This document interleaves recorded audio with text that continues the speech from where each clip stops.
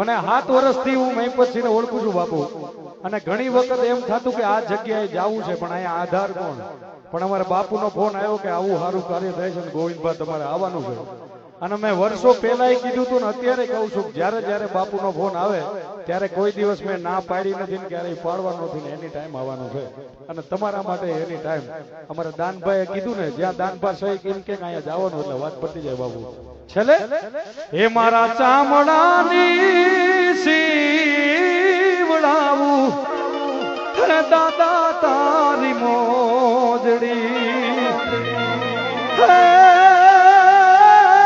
તો જ રે તારો હું રૂડ રે ના ચૂકવાય રે રે ભોણાદ ના રાજા મારા ચામડાની સીવડાવું એ દાદા તારી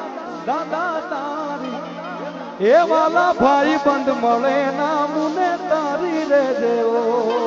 અરે બાપા, અરે આ ચૌહાણ દિલ જીતી લીધું ભાઈ, મજા આવી ગઈ, ગજબ.